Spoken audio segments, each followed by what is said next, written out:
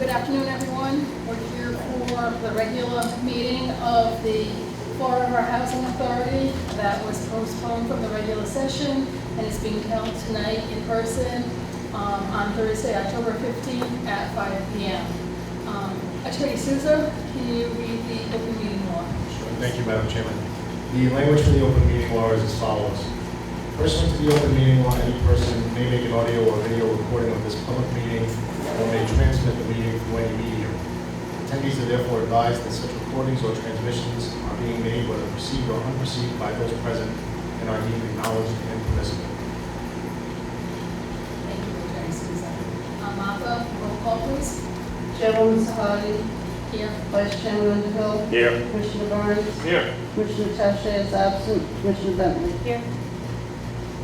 The first item on our agenda is citizen input. Do we have anyone signing up for citizen input this evening? Seeing no one for citizen input, do we have any resident input? No resident input. The first item on our agenda then is the minutes of the postponed regular meeting held on September 16th, 2020. Do I hear a motion? Motion to accept the minutes. Second. Any discussion? All in favor? Aye. Item number 2 is the bills and communications. You have in your packet the vouchers. Do I have a motion for to accept the vouchers? Make a motion to accept the vouchers. Second. Any discussion? Any questions? All in favor? Aye. Management reports are included in your packet. They include 7 management reports that we would generally have. 1 is the applications, 2 are the occupancy reports, 3 are the tenant accounts receivable, 4 are the work order report, 5 is the monthly Section 8 voucher activity report, 6 is the monthly personnel count, and number 7 is the Director of Modernization monthly report. Do we have a motion to accept these reports?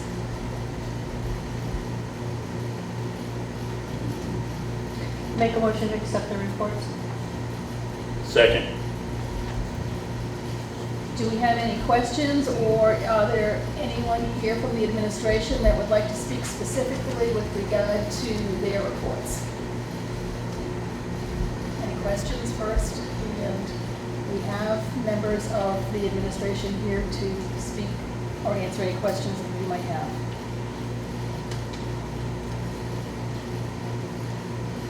No questions? All in favor to accept these reports? Aye. Aye. Number 5 is the financial reports. Melissa is here, I believe, yes, I think I see now, to discuss the monthly financial reports. If anyone has any questions on those, do I have a motion to accept them?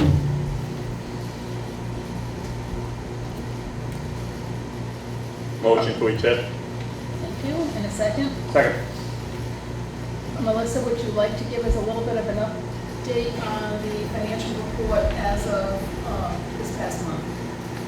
Sure, no problem. Can you hear me okay? Yes. So just, I guess to summarize, revenue is, where it needs to be in terms of budget and expectations. On the expense side, we're starting to see some pickup in maintenance expenses, which is to be expected now that we're back into the apartments after the COVID, situation where we had put a hold on some of those work orders. So those expenses are starting to come back up in line. The COVID expenses have been sort of summarized and submitted. We are starting to draw down on some of the CARES Act money that we have available.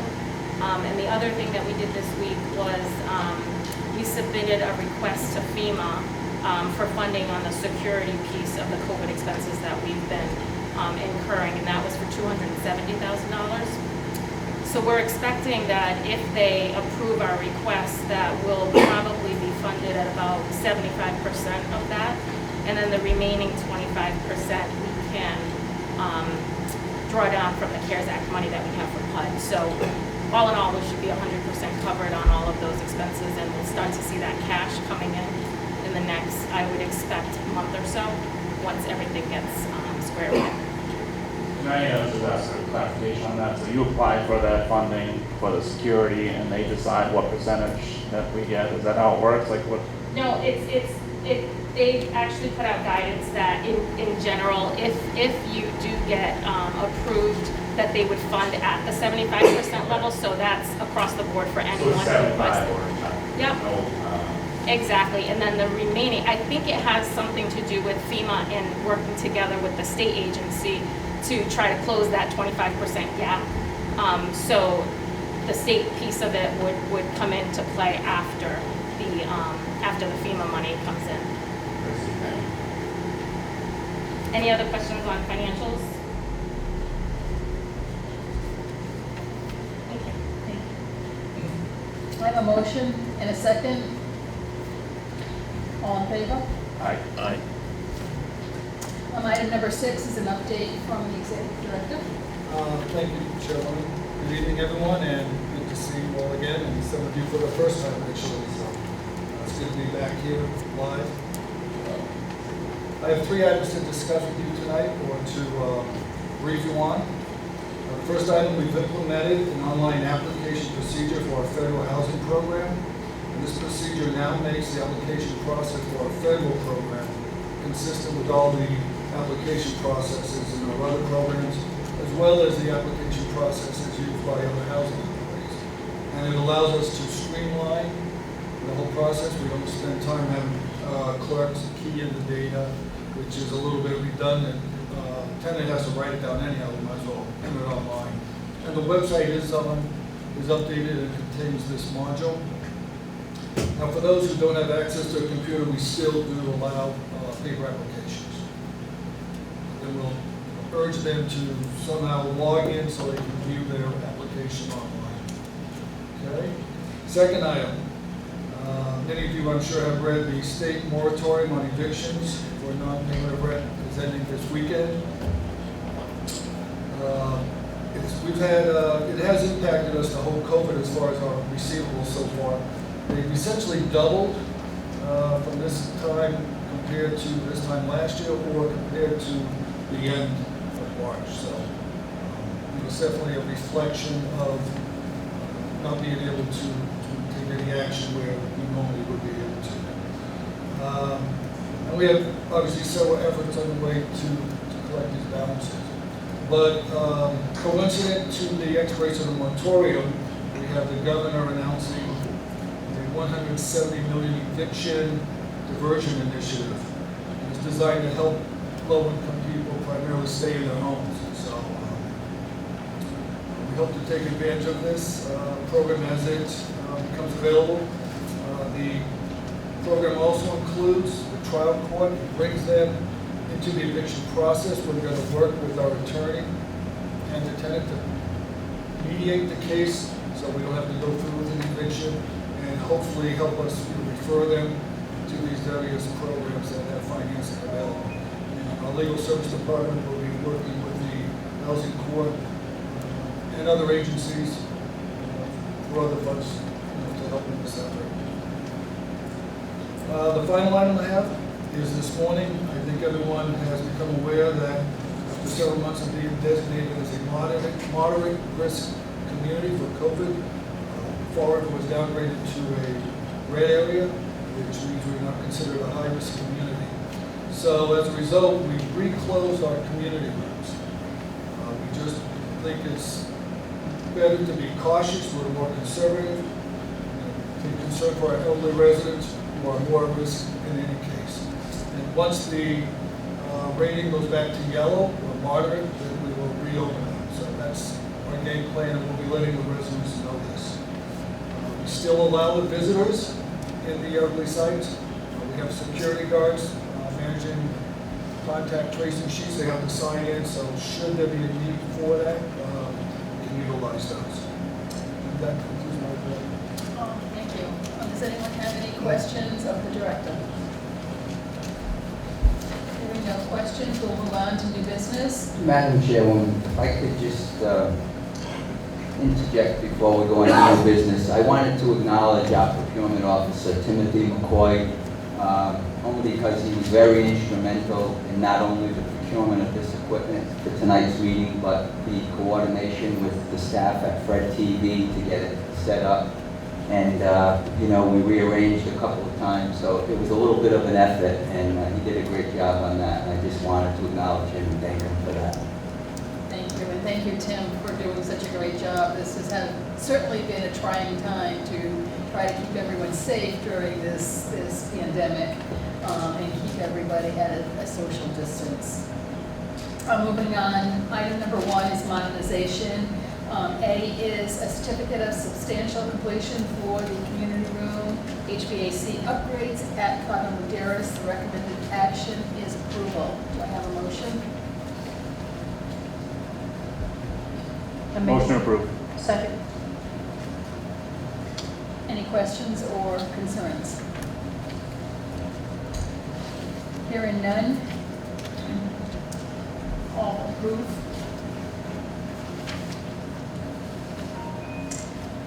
Item B was on the agenda last month, or at the last meeting, and we have already approved it, so we will be skipping item B.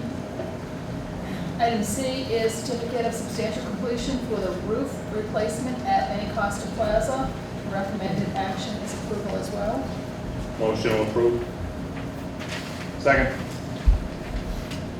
Any concerns or questions? All in favor? Aye. Item D is change order number 1 for roof replacement at Costa Plaza. This change order is an increase of $27,552.56 for 3 items and also includes a time extension of 10 days. This also has a recommended action of approval.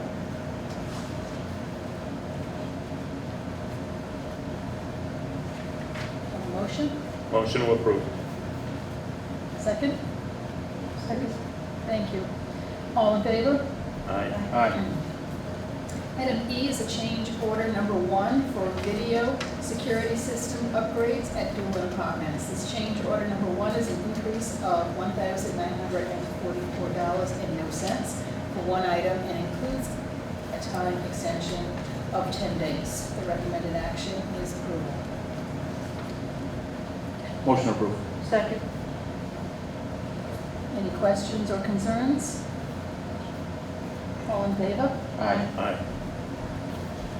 Item 2 on the agenda this evening is the miscellaneous section.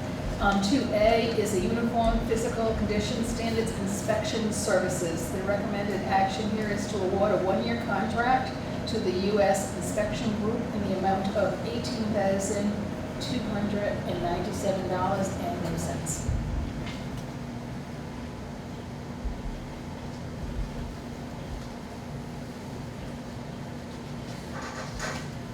Do I have a motion?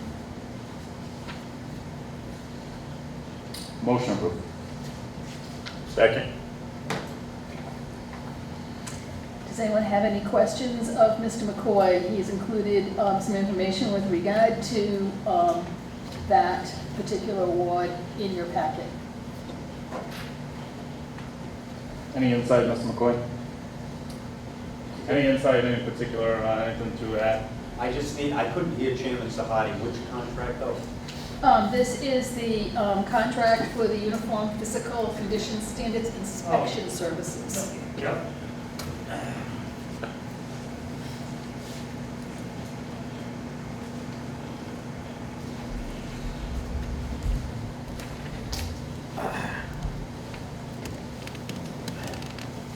Good evening, everyone.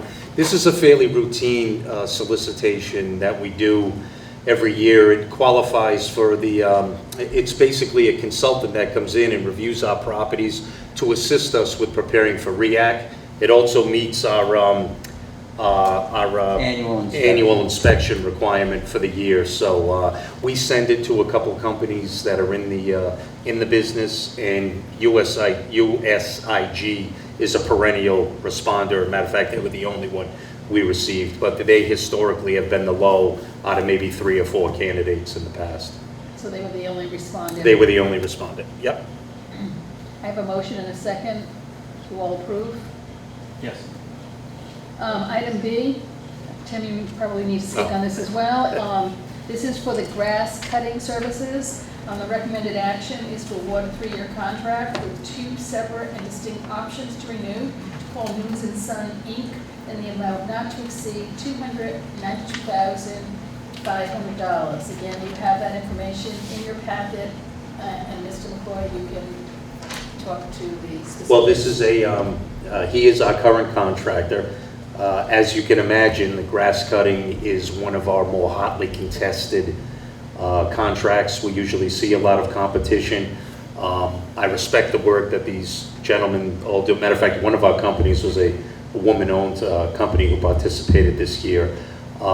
Again, it's you have a fair amount of landscaping and grass cutting companies in Bristol County, so we get a good turnout on this one. We opened up in the large garage area over at 201 Eddy Street. Was close.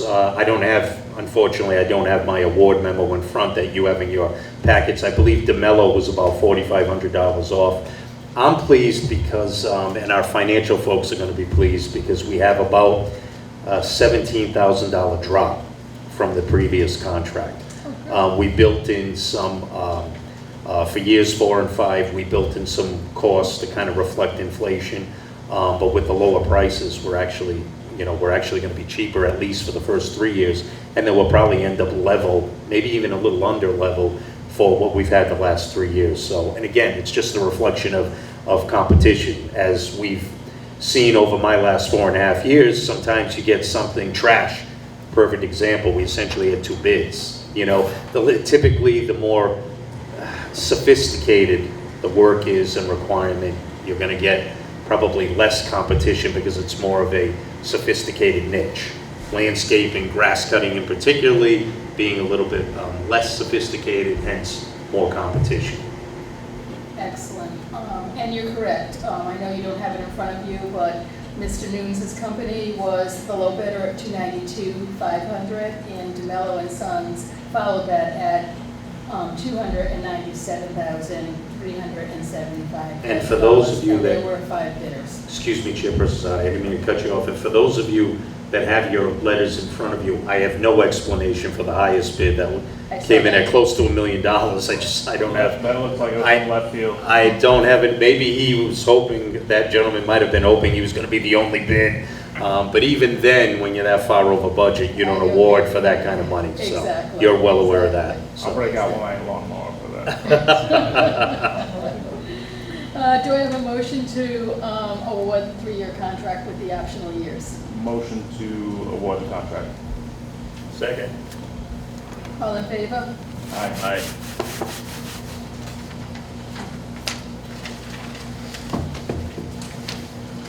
Item C is Section 8 Payment Standards. It's effective for November 1, 2020. The recommended action is approval. Executive Director, do you want to give the board a little bit of description as to what this is? Sure, this is the rents that we allow for a ceiling on our Section 8 properties. HUD publishes a fair market rent by statistical area. So what we've done is, because of the demand for housing, they're actually increased 5%. We're allowed to go up to 10%. So the Section 8 department annually does an analysis, seeing what the going rates are. So these are the rents that can be charged per unit size. With every landlord or tenant moving in, they actually perform a rent reasonableness test, making sure that the unit within that neighborhood is properly priced. Because obviously you can have a 1-bedroom in the south end, which prices differently than a 1-bedroom in the north end. And you don't want one taking advantage of the other. So that's what that is about. And this is an annual process we go through. And that information is also included in your packet. The recommended action again is for approval of these payment standards. Do I have a motion? Motion to approve the standards. Second. All in favor? Aye. Item D is the HUD flat rents, also effective November 1, 2020, as well as January 1, 2021. Executive Director? Yes, annually we do a determination of the flat rents. it's almost some of our tenants have a higher income, so we want to limit what they do pay. So the Director of Management performs this analysis. And actually, I'd like to defer to Kathy Bobart and have her maybe come up and speak on this a little bit. Just inform them of the process you go through and maybe how many tenants it impacts. Just a little background on the calculations. I'm sorry, it's very hard to hear with the air conditioner over my head, but Oh, what's the topic? Yeah, we're talking about the flat rents. Oh, yeah. Just like you might enlighten the board a little bit more on the process you go through with determining them. It's a pretty straightforward standard process, and it's basically a regulatory requirement that we charge no less than 8% of the fair market rent, which is set by HUD. So we don't charge more than that. We could charge more than that, but we always charge the minimum, which is basically 0.8 times whatever the flat rent has been set by HUD. And we do that annually, because every year the fair market rents are updated. And people who are on flat rent elect the flat rent because income-based rent is actually going to cost more than the flat rent. So certain families, certain households that maybe have multiple earners, and when you multiply 30% of that monthly adjusted income, the rent can be sometimes quite high, $1,500, $1,600, $2,000, depending. And if it's, say, a 3-bedroom unit, the fair market rent, off the top of my head, somewhere in the neighborhood of, I think it's $1,154 or something like that. So they're definitely going to want to opt that. The option with flat rent is only offered at the time of admission, and then once a year at the time of annual recertification. They can opt out of flat rent whenever they want, but the opt-in is only available once annually. And we make that very clear, and it's basically a whole policy on family choice of rent, and our flat rents are built into that. So I'm assuming that is the difference between the 2 days, the November 1 date is new admissions and the Yeah. January 1 date is the opt-in, opt-out. No, everybody has a different recertification, annual recertification. It depends on the date of admission. So if somebody was admitted, say, in October, moved in October, every year that's when their annual recertification is going to be. So that's when they can choose. So if you're wondering about the dates, the November 1st is basically anybody who's admitted as of November 1st or afterwards. Those are the flat rents that apply. But the people that live here right now, we're not going to make that go into effect until they come in for their recert.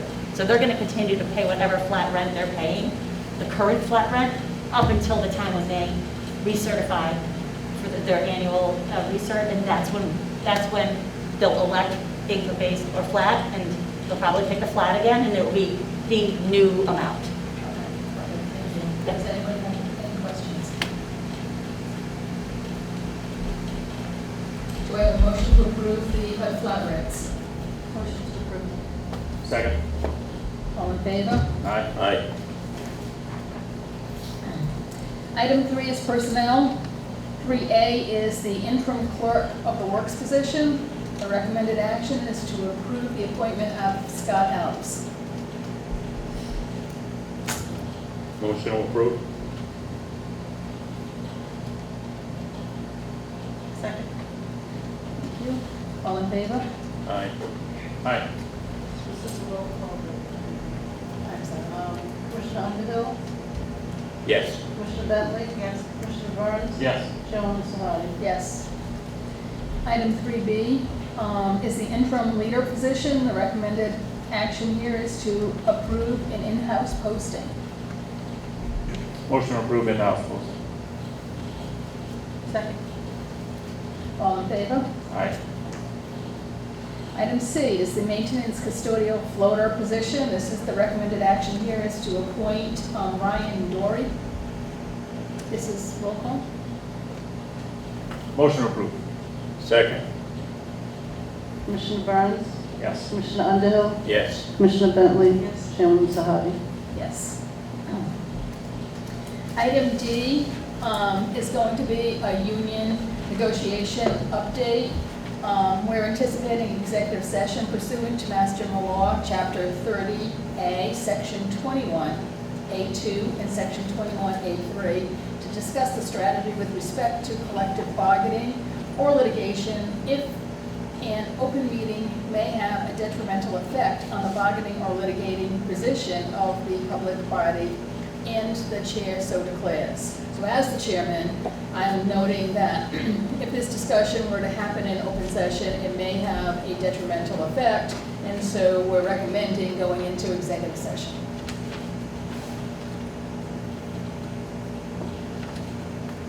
Do I have a motion to go Need a into motion, executive session? motion to go into executive session. Second? Commissioner Burns, Yes. Commissioner Underhill, Yes. Commissioner Bentley, Yes. Chairwoman Sahadi. Yes. Item E2, make one motion, so we don't have to come back out and go into closed again. Certainly. So item E2 is also an anticipation to go into executive session, but here I believe that due to the lack of information on the agenda, that we would entertain a motion from the board to table this item until the next meeting so it can properly be presented on the agenda. Motion at table. Second? All in favor? Aye. We have a motion to go back into open session. Motion to go back into open session. Second. Commissioner Underhill, Yes. Commissioner Burns, Commissioner Yes. Bentley, Yes. Chairwoman Sahadi. Yes. Hearing no other business to come before us, do we have a motion to adjourn? Motion to adjourn. All in favor?